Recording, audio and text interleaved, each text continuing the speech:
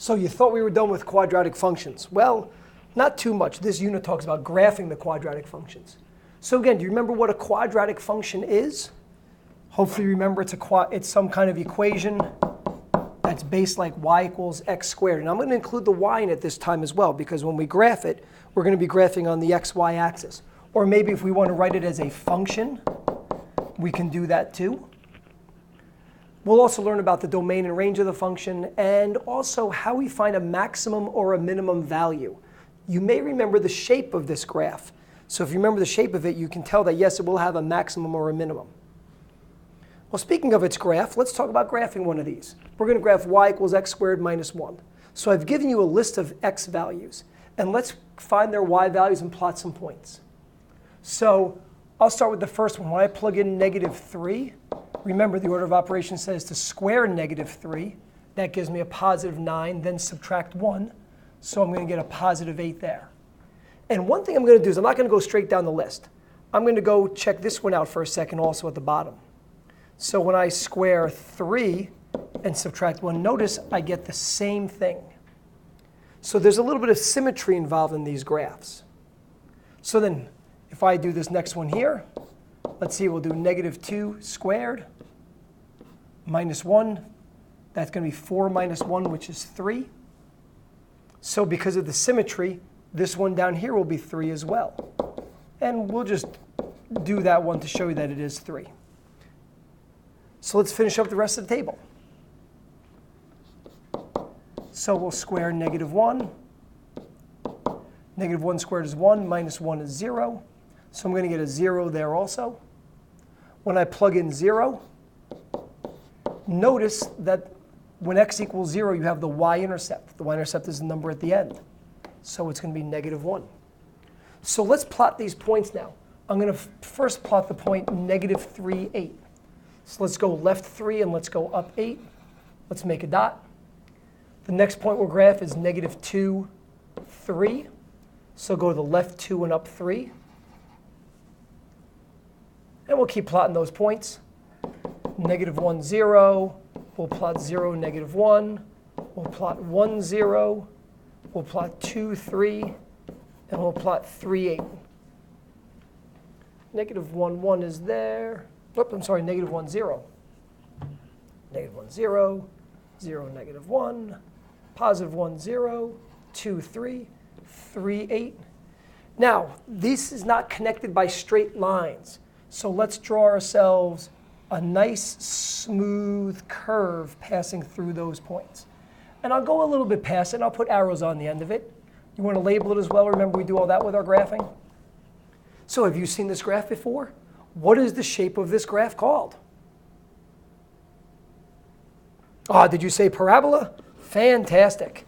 Yeah, graphs of these quadratic equations are parabolas. Let's do another one together. Ooh, this equation looks a little tricky. We got to do the order of operations here. So if I start by plugging in -5, check out what happens. Let's do the order of operations. If I do -5 plus 2, I get -3. Then I square it, and it becomes 9. And then I have to make a negative to give me -9. And because of that symmetry, you know that there's a -9 down there also. So if I plug in -4, -4 plus 2 is -2. Squared is 4, and then make it negative. Order of operations here. Hey, if not, go right to your calculator. Remember, symmetry down there, -4. So what I mean by that is, take your calculator out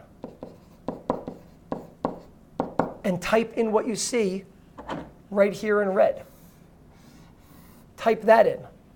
And when you press enter, you should get -1.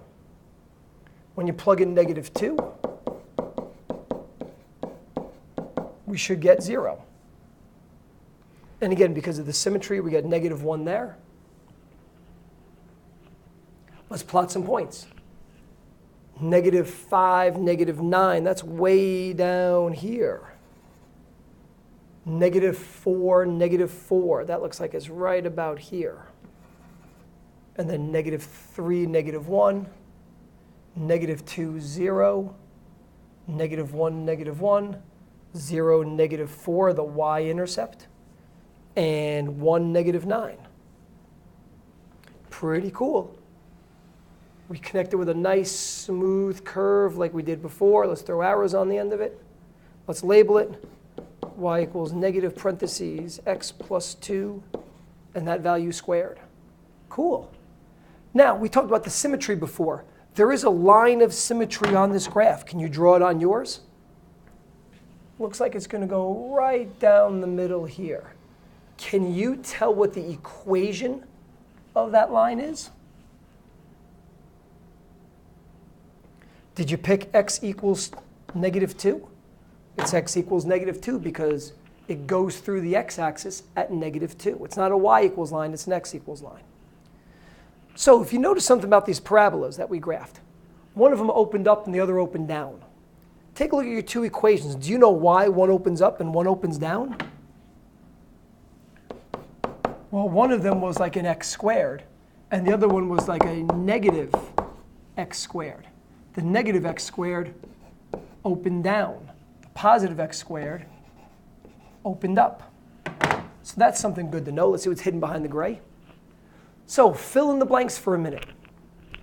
Maybe the first one, if we do it together, the coefficient of x squared. When that coefficient is positive, then the parabola opens up. Can you complete the next one?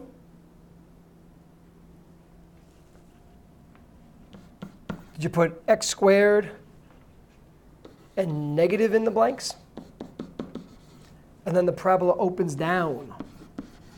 Good to know. So we take a look at that little negative sign or positive sign in front of x squared, the coefficient of x squared, and we figure out what that thing does. If it's positive, we open up. Negative opens down. Alrighty, so let's talk about a special point on our graph. If you look at this grid here on my left, the parabola opens up, so its vertex. The vertex is the point where that graph turns around. Okay, the vertex is sometimes called the turning point of the graph. And in this case, because the parabola opens upward, the vertex is a minimum value. The y value is the smallest it can possibly be. So what are the coordinates of this vertex? If I look at this graph here, it looks like I'm going to the left 2, and it looks like I'm going down 5. So the coordinates are -2, -5. So the y value has a minimum of -5 when the x value is -2. That's what that means. When x equals -2, the y value is as small as can be. It's a minimum value. And yeah, if the parabola opens upside down, if it opens downward, we get a maximum value. Can you see that maximum value down here? I'll make that blue dot there. Same idea. Now the vertex is a maximum value. The coordinates of its vertex, it looks like it's at 1,5. So again, what does that mean? It means that the y value has a maximum of 5 when your x value is +1.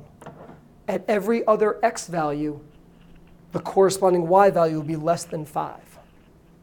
So some good stuff there. Some maximums, some minimums. Love it. Let's keep going. We're almost done. Let's talk about the domain of the quadratic function. Do you remember that the domains were the x values?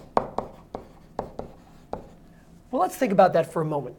Can you take any positive x value and square it and get an answer? Can you take any y value and square it and get the, I'm sorry, can you take any negative x value and square it and get an answer? You sure can. So the domain for a quadratic function we say is all real numbers, meaning that x can be any number you want.